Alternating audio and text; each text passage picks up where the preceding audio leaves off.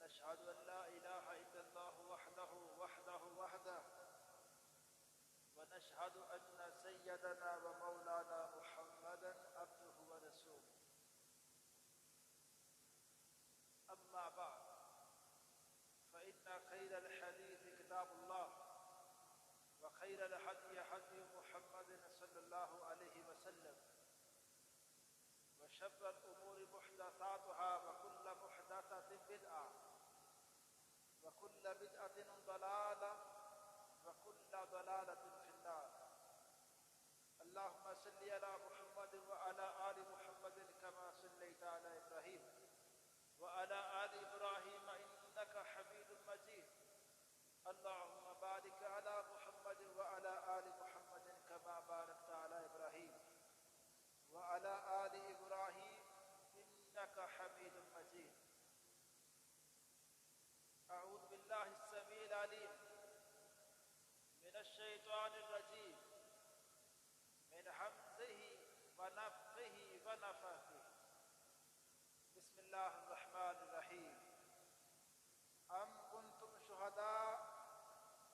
إذ حضر يعقوب الموت إذ قال لبنيه ما تعبدون من بعدي قالوا نعبد إلهك وإله آبائك إبراهيم وإسماعيل وإسحاق إله واحدا ونحن له مسلمون. ہر قسم کی تحمید و ستائش، کبریائی بڑائی اللہ وحدہ لا شریک کی ذات کے لیے، اور اللہ تعالیٰ کی حمد و ثنا کے بعد بے شمار لا تعداد انگن درود الصلاۃ امام الانبیاء امام الحرمین سید الثقلین جد الحسن والحسین جناب محمد رسول اللہ صلی اللہ علیہ وسلم کی ذات اقدس و ذات طیبہ پر. حضرات، آج کے اس خطبہ جمعہ میں میں اللہ تعالیٰ کی توفیق اور فضل سے جس بات کو سمجھانے کی کوشش کروں گا وہ اپنی اولاد کے حوالے سے دینی مستقبل کی بات ہے کہ جب ہم اپنے بچوں کے حوالے سے، اپنی اولاد کے حوالے سے محنت کرتے ہیں، پلاننگ کرتے ہیں، تو اس میں دینی سوچ، ہمارے بچوں کا دین ہمارے بعد کیسا ہوگا، یا ان کی دین کے حوالے سے ہماری فکر کیا ہے، اور ہم تو ان کی تربیت کرتے ہیں، ان کو جو بھی ٹائم دیتے ہیں، ان کو جو باتیں سمجھاتے ہیں، ان میں دین کہاں ہے، یا دین کے حوالے سے ہم اپنے بچوں کی کس قدر ذہن سازی کرتے ہیں، اور ہماری نظروں میں اس کی اہمیت کیا ہے. ہمارے 24 گھنٹوں کی جو زندگی ہے، اس میں ہم اپنے بچوں کے ساتھ جو گفتگو کرتے ہیں یا جو بھی ہم ان کے ساتھ وقت گزارتے ہیں، اس میں دین کا حصہ کتنا ہے. ان کے بزنس کے حوالے سے، ان کی عصری تعلیم کے حوالے سے، ہم ان کی سکولنگ کے حوالے سے ہم فکر مند ہوتے ہیں، یا اس کے حوالے سے ہم ان کا ٹیچر سے رابطے میں رہتے ہیں، یا اسکول جا کے بھی ان کے والد سے پوچھتے ہیں کہ ان کی عصری تعلیم کیسے جا رہی ہے، یا پھر جس فیلڈ میں آپ کا بچہ پڑھ رہا ہے آپ اس کے جو ایکسپرٹ لوگ ہیں ان سے مشورے کرتے ہیں کہ میرا بچہ ابھی یہ ڈگری حاصل کرنے والا ہے، اس کو آگے زندگی میں کیا کرنا ہے، اس نے اگر جاب کرنی ہے پاکستان میں کون کون سے ادارے ہیں، یا اگر کون سی جاب کرنی چاہیے، اس حوالے سے ہم مشاورت کرتے ہیں، اور اپنے بچوں کو بھی اس حوالے سے ذہن پڑھتے ہیں کہ ہمارے بچے کیا کر سکتے ہیں. لیکن اس میں ہمارے یہ جو سوال و جواب ہے، ہمارا پوچھنا اور انہیں سمجھانا اور ان کے لیے لوگوں سے ماہرین سے رابطے کرنا، ان سے ٹائم لینا، ان سے مختلف حوالے سے میٹنگز کرنا، اس میں دین کا موضوع کتنا ہے کہ دین کے حوالے سے کہ ہم اپنے بچوں کے دینی حوالے سے کیا سوچ رہے ہیں کہ ہمارے بچے ہمارے بعد دین کے حوالے سے کیا کریں، ان کی دینی زندگی کیسی ہوگی، اس حوالے سے ہماری فکر کیسی ہے۔ میں قرآن پاک کی 3 جو واقعات ہیں، یا میں اس کو اس طرح سے کہہ سکتا ہوں، قرآن پاک کے اندر اللہ تعالیٰ نے 3 عظیم ہستیوں کے حوالے سے یہ بات ذکر کی ہے کہ انہوں نے جب اپنے بچوں سے بات کی تو کیا بات کی، انہوں نے اپنے بچوں کے مستقبل کے حوالے سے یا اپنی وفات کے حوالے کے بعد یا اپنی نصیحتوں کا جب موضوع بنایا تو کس بات کو بنایا، ان کے بزنس کو، ان کی عصری دنیاوی تعلیم کو، یا ان کے دینی مستقبل کے حوالے سے انہوں نے کیا سوچا، کیا بات کی۔ اس میں سب سے پہلے نبی یعقوب علیہ السلام کی بات میں آپ کے سامنے رکھتا ہوں، اور ایک بات میں پہلے عرض کرتا ہوں، آج کے اس خطبہ جمعہ میں جو میں بات کروں گا اس میں ایک ذہن، ایک سوچ آپ ذہن میں پختہ کریں، اگر ہم اپنے بچوں کا دینی مستقبل بہتر کر کے جائیں گے، ان کو دین کے حوالے سے اچھی سوچ دے کر جائیں گے، دین کے حوالے سے ان کی فکر، ان کی سوچ ہم بہت بہتر بنا کے جائیں گے، ان کے عقیدے کے حوالے سے، ان کی عبادات، ان کے معاملات کے حوالے سے۔ میرے بھائی، اس کا ہرگز یہ مطلب نہیں ہے کہ آپ کا بچہ معاشی حوالے سے تنگ دست ہو، یا آپ اپنے بچے کے حوالے سے اس کی معیشت کے حوالے سے پریشان نہ ہو، یا اس کے حوالے سے کبھی انہیں بات ہی نہ سمجھائیں۔ ان باتوں کا ہرگز یہ مطلب نہیں ہے، لیکن صرف ایک کمپیریزن کرنا مقصد ہے کہ ہم اپنے بچوں کے دنیاوی مستقبل کے حوالے سے اگر فکر مند ہیں، ان کے دینی مستقبل کے حوالے سے کتنے فکر مند ہیں، صرف یہ بات سمجھانا مقصد ہے۔ اللہ کے ایک پیغمبر، ان کے حوالے سے ایک بات قرآن پاک کے اندر بیان ہوئی ہے۔ اللہ فرماتے ہیں، ام کنتم شہداء اذ حضر یعقوب الموت، جب یعقوب علیہ السلام اللہ کے عظیم پیغمبر ہیں، ان کی موت کا وقت قریب آیا۔ آپ دیکھیں، یہ وہ لمحات ہوتے ہیں، یہ وہ گھڑیاں ہوتی ہیں کہ جب بندہ کہتا ہے کہ میرے پاس کم سے کم وقت ہے، تو میں بس اس کم سے کم وقت کے اندر اپنے بچوں کو جو قیمتی بات ہے یا سب سے ضروری بات تو کر کے جاؤں۔ اب وہ سب سے ضروری بات جو اپنے بچوں کے حوالے سے کرتے ہیں وہ کیا کرتے ہیں؟ اللہ فرماتے ہیں، اذ قال لبنیہ، جب انہوں نے اپنے بیٹوں سے، اپنے بچوں سے کہا، کیا کہا؟ ما تعبدون من بعد، تم میرے بعد ذرا بتاؤ تو صحیح کس کی عبادت کرو گے؟ میں تمہارے والے سے اس حوالے سے فکر مند ہوں کہ تمہارا عبادت کے حوالے سے کس کی عبادت کرنی ہے، کیا کنسپٹ ہے۔ میں آپ سے پوچھنا چاہتا ہوں، اے میرے بچوں، میرے بعد کیا تمہارا نظریہ ہے؟ اب اپنے بچوں کے حوالے سے ان کی سوچ اور فکر کیا ہے کہ یہ بچوں کے حوالے سے جتنی ہم محنت کرتے ہیں، میرے بھائی یہ سوال بنیادی سوال ہے۔ ہم اپنے بچوں کی جو بھی سوچ، جو فکر بنا رہے ہیں، اس میں یہ ہمارا ایک بنیادی سوال ہونا چاہیے، اور اس حوالے سے ہماری فکر ہونی چاہیے کہ ہمارے بچوں کا اس حوالے سے کیا نظریہ ہے۔ میرے بچوں، نبی یعقوب علیہ السلام نے کہا، میرے بیٹوں ذرا بتاؤ میرے بعد عبادت کس کی کرو گے؟ اب وہ بھی اللہ کے پیغمبر کے بیٹے تھے، انہوں نے پوری زندگی جب اپنے باپ کو دیکھا تھا کہ اللہ کا پیغمبر پوری زندگی اپنی اولاد کو بھی، اپنی قوم کو بھی جو ایک رب کی دعوت دے رہے تھے، تو بچوں نے کہا، نعبد الہک و الہ آبائک ابراہیم و اسماعیل و اسحاق الہ واحد، جان آپ بے فکر رہے، ہم آپ کے بعد اس الہ کی عبادت کریں گے جو آپ کا الہ ہے، جس کو آپ نے اپنا معبود پوری زندگی بنائے رکھا، ہم بھی اسی کو بنائے رکھیں گے۔ آپ بے فکر ہو جائیں کہ ہم کسی اور کو معبود بنائیں گے، ہم اللہ کے ساتھ کوئی شرک نہیں کریں گے۔ ابو جان ہم تو اس الہ کی عبادت کریں گے جو آپ سے پہلے اسحاق کے الہ، ہمارے دادا جان کے، اور ابراہیم کے، اور ساتھ ہی ایک بات وضاحت کر دی، جب کہا نا کہ ہم آپ کے الہ کی عبادت کریں گے، اسحاق کے الہ کی عبادت کریں گے، تو ابراہیم کے الہ، ابراہیم کے رب کی ہم عبادت کریں گے، تو ایک سوال پیدا ہو رہا تھا کہ پتہ نہیں ان کے کوئی الہ الگ الگ ہیں۔ تو اس اشکال کو، یا وہ جو ایک بات سوال ذہن میں پیدا ہو رہا تھا، اس کو آگے حل کیا، الہ واحدہ،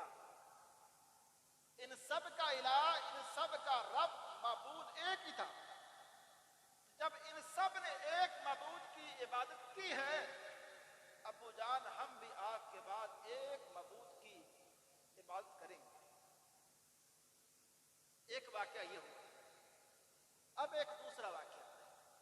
قرآن پاک کے اندر، سورۃ لقمان کے اندر، اور لقمان علیہ السلام ایک عظیم شخصیت جن کے نام کی قرآن کے اندر ایک مستقل سورت ہے، سورۃ لقمان۔ اس کے اندر اب وہ بھی اپنے بچوں کے مستقبل کے حوالے سے، یا اپنے بچوں کو جب نصیحتیں کرتے ہیں، ان کا موضوع کیا ہے، وہ اپنے بچوں کے حوالے سے کیا سوچ رہے تھے، تو ان کی باتیں ذکر کرنے سے پہلے اللہ نے ان کے حوالے سے ہمارا ذہن بنایا کہ وہ بندے کیسے ہیں۔ اللہ نے فرمایا وَلَقَدْ آتَيْنَا لُقْمَانَ الْحِكْمَةَ، ہم نے لقمان کو بڑی حکمت،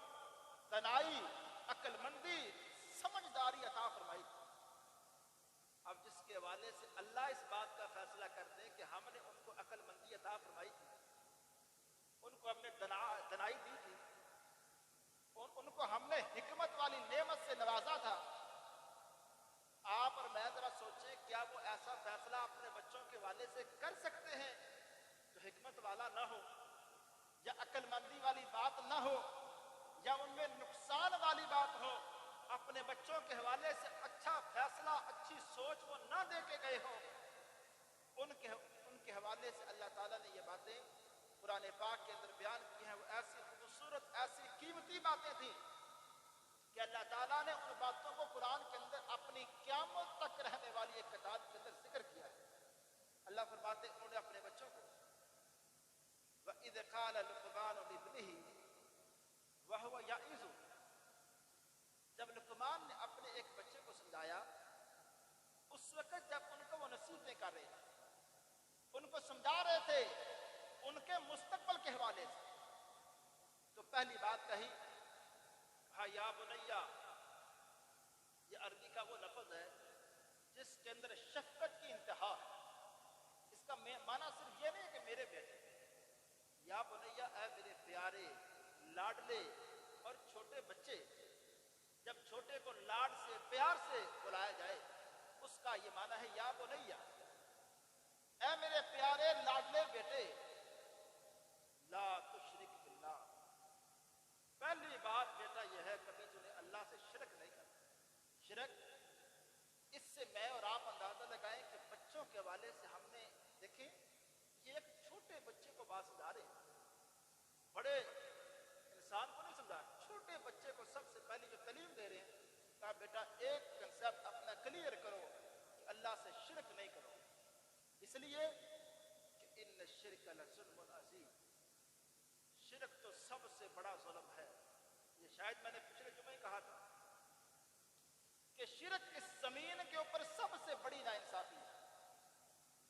سب سے ناانصافی والا جو فیصلہ ہے وہ شرک ہے، کہ ایک رب ہے، ایک خالق ہے، اب اس خالق کے برابر اس کو کر دیا جائے جو خالق کی مخلوق ہے۔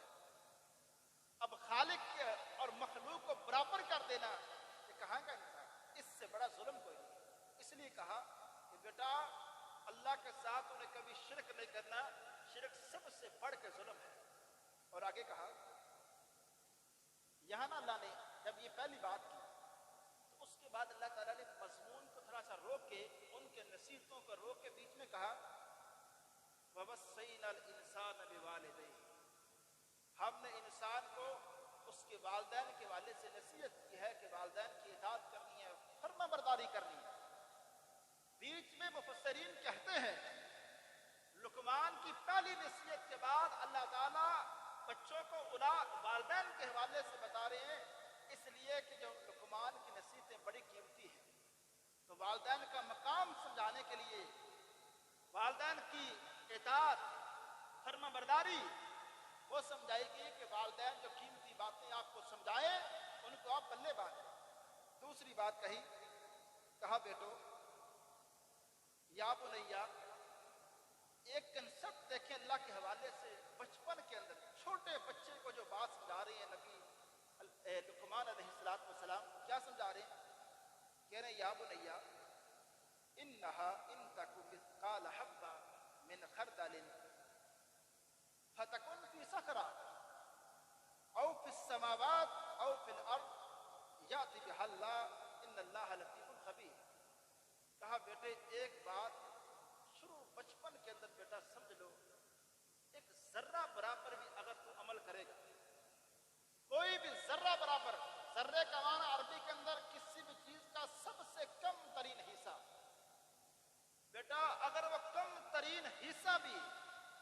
رائی کا دانہ بھی اگر پہاڑوں کے اندر پڑا ہے، آسمانوں کے اندر، زمینوں کے اندر کہیں بھی پڑا ہے، اے میرے بیٹا اللہ کی یہ پاور یہ ہے کہ اللہ اگر چاہے روز قیامت اس کو لانا، اللہ اس کو بھی لے آئے۔ شروع بچپن کے اندر جو رب تعالیٰ کا اپنے بچوں کو، بیٹے کو لقمان تعارف کروا رہے ہیں وہ یہ ہے کہ بیٹا رب کی پاور، رب کی طاقت یہ ہے، اور رب کا تعارف یہ ہے کہ ایک چھوٹی سی حرکت بھی کرو گے، کوئی بھی عمل کرو گے، رب کے حوالے سے ایک نظریہ رکھو کہ زمین کے اوپر جو کچھ بھی کرو گے روز قیامت اللہ تیرے سامنے تیرے اعمال نامے کی کتاب کے اندر اس سب کو کھول کے رکھ دے گا۔ اور پھر انسان ایک وقت آئے گا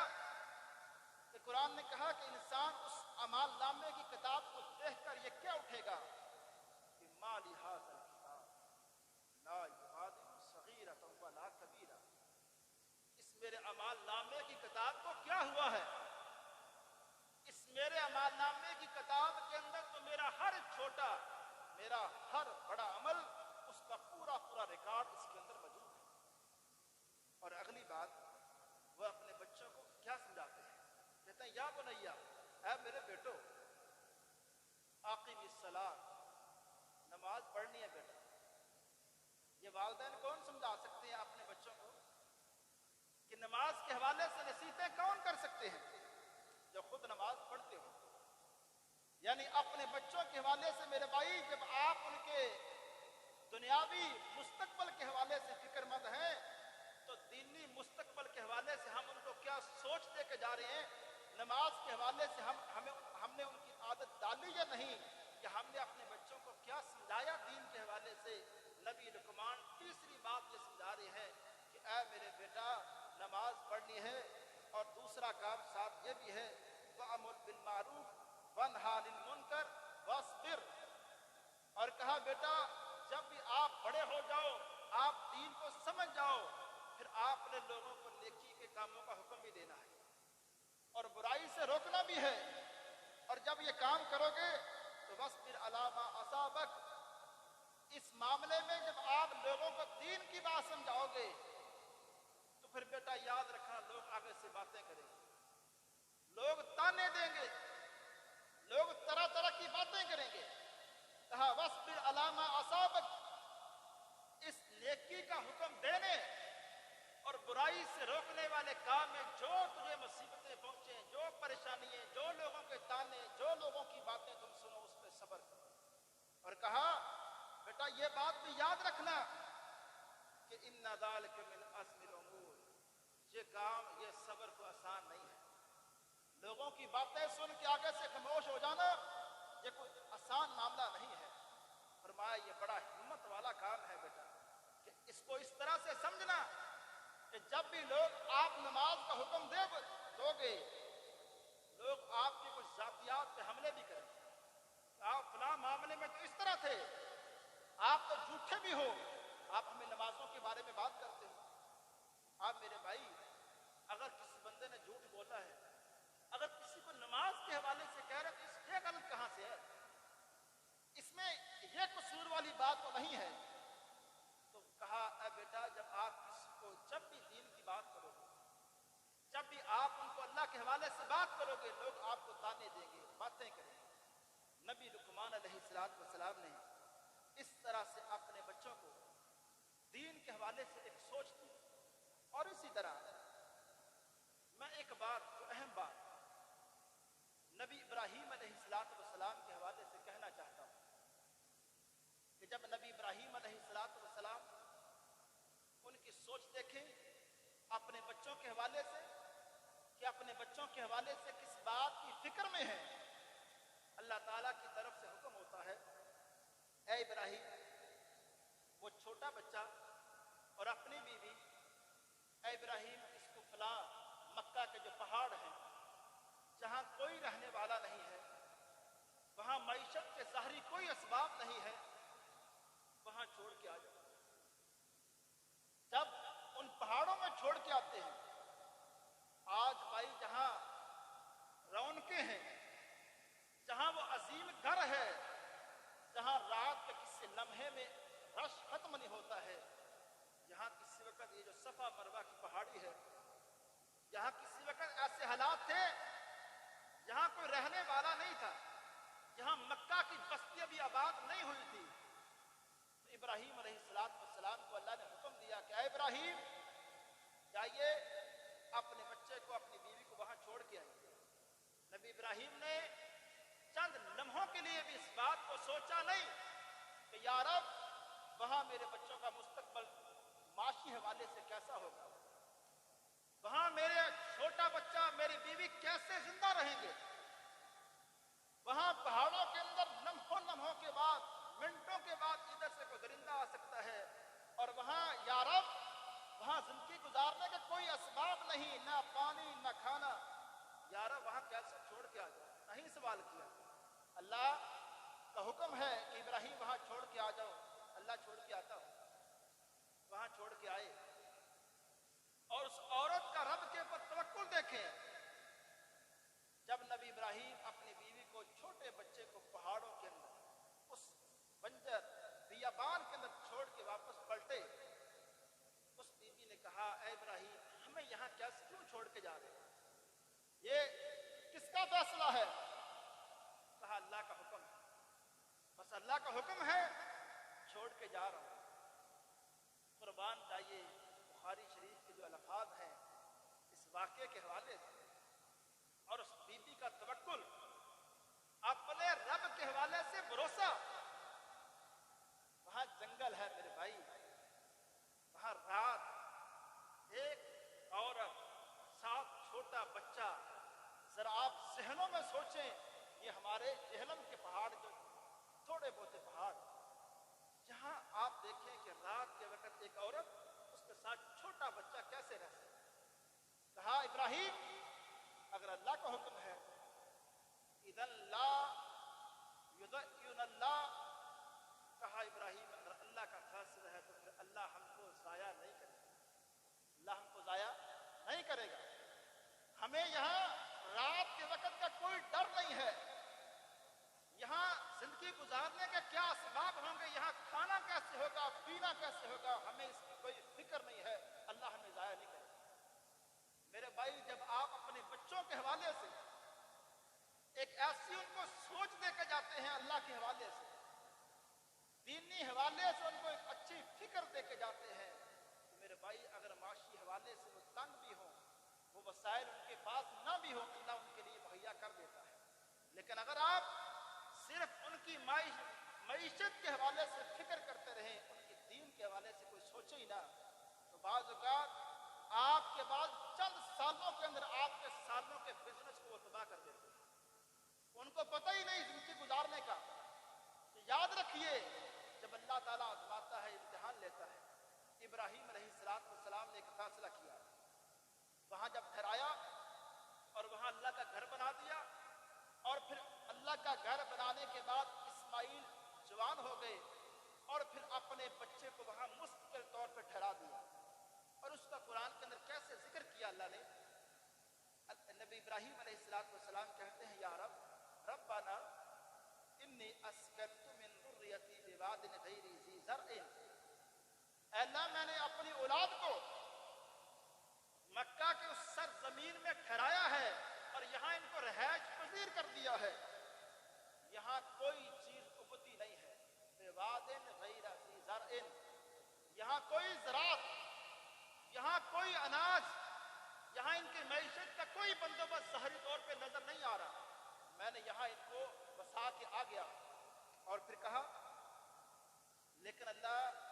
میں نے وہاں جس سرزمین میں اپنے بچوں کا گھر بنایا ہے، یا جس سرزمین میں اپنے بچوں کو ٹھہرایا ہے، وہاں جس چیز کو میں نے سوچا اور میں نے پرکھا ہے، یہ نہیں دیکھا کہ ان کا دنیاوی حوالے سے مستقبل کیا ہوگا، میں نے صرف یہ دیکھا ہے عند بیتک المحرم، اللہ تیرا حرمت والے گھر کے پاس ان کا گھر ہے،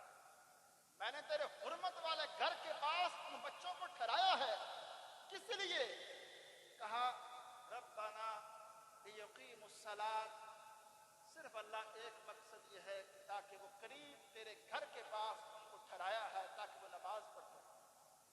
نماز قائم کرتے رہیں۔ اور اہل علم کا یہ خیال ہے کہ نماز قائم کرنا اور نماز پڑھنا اس میں فرق ہے، کہ نماز قائم کرنا اس کے اندر میرے بھائی نماز پڑھ کے جھوٹ بولنا یہ نماز قائم کرنا نہیں، نماز پڑھ کے معاملات کے اندر خرابی یہ نماز کا قیام نہیں، نماز کا قیام یہ ہے ان الصلاۃ تنہی عن الفحشاء والمنکر، یہ قرآن نے نماز کے حوالے سے ایک نظریہ دیا ہے کہ نماز کا جب قیام صحیح معنوں میں ہوگا تو معاشرے کے اندر ہر طرح کی فحاشی، ہر طرح کا گناہ، یہ فحشاء والمنکر، ان دو لفظوں کو صرف آپ فحاشی کا معنی دے کے معنی ختم نہ کریں،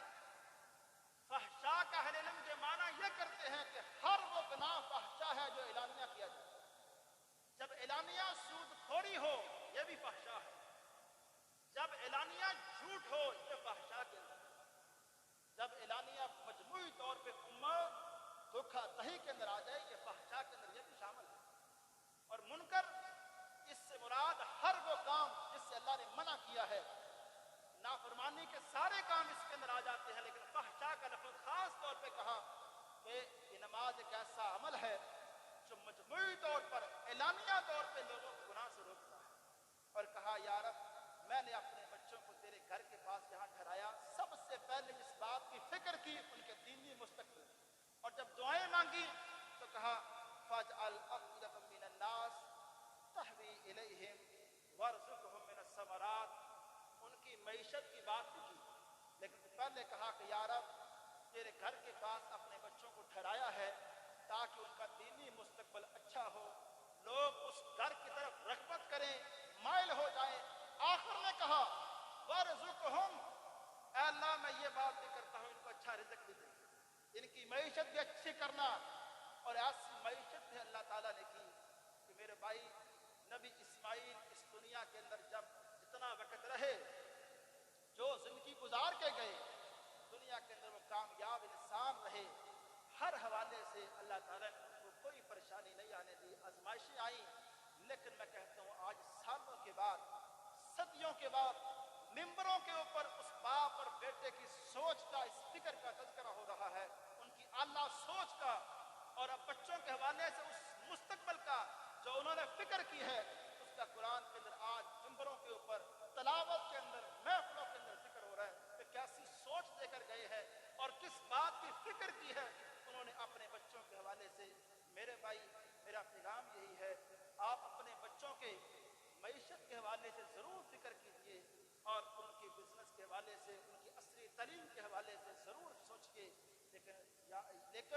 اس کے ساتھ ساتھ ہم اپنے بچوں کے دینی جو ماحول، ان کی دینی سوچ، ان کے دین کے حوالے سے ہم اپنے بچوں کو کیا سوچ دے کے جا رہے ہیں، یا ہمارے ہمارے بعد وہ اس ملک کے اندر رہ کے یا اس دین کے لیے وہ کیا کریں گے، وہ کیا سوچ رکھیں گے، یہ ساری باتیں بھی ہمیں اپنے بچوں کو سمجھانی ہے. وما علیہ